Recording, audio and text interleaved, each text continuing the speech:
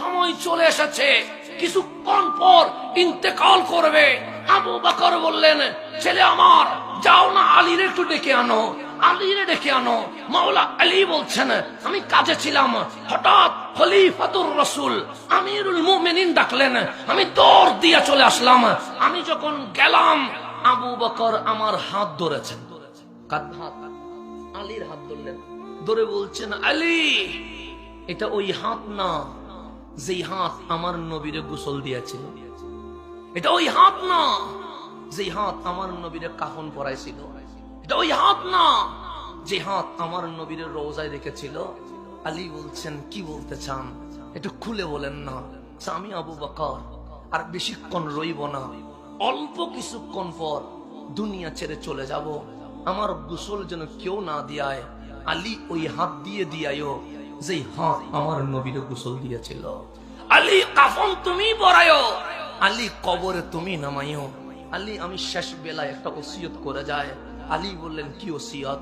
আমি দিনেও রসুল দেখেছি, আমি রাতেও রসুল দেখেছি, আমি রাস্তায় রসুল দেখেছি, আমি বাজারেও রসুল দেখেছি, আমি জিহাদেও রসুল দেখেছি, কিন্তু নবী দেখার স্বাদ আমি মিটাইতে পারি নাই। আলী আমি যখন মারা যাব, তুমি নবীর রওজায় গিয়ে জিজ্ঞেস করবে, আমি আবু বকর নবী দেখার স্বাদ মিটাইতে পারি নাই।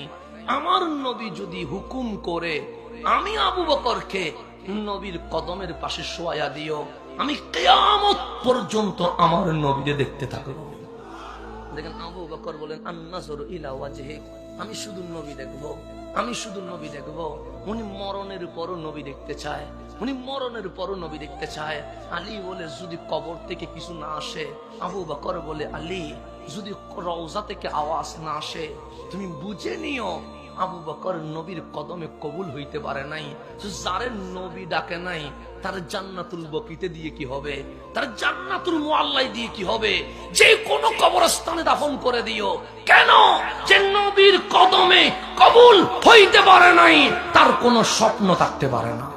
হযরতে আলী বললেন, আবু বকরের ইন্তেকাল হয়ে গেছে, আমি আলী গোসল দিয়েছি, আমি আলী কাফন পরাইছি, আমি আলী কাফনের উপর খুশবু দিয়েছি। জানাজা শেষ হইতে দেরি, খাটিয়া রেখে আমি নবীর রওজায় দৌড় দিয়েছি। কেন? খাটিয়া আসতে আসতে যেন আমি অনুমতি নিতে পারি।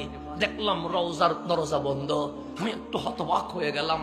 চাবি তো আনা হয় নাই, তালা তো বন্ধ, চাবির জন্য যাইতে আসতে অনেক সময় লাগবে, কি করা যায়? সে অনত অবস্থায় আমি রসুলের রওজার সামনে দাঁড়িয়ে বললাম, আমি আলী, ইয়া রাসূলুল্লাহ। কাটিয়া যেটা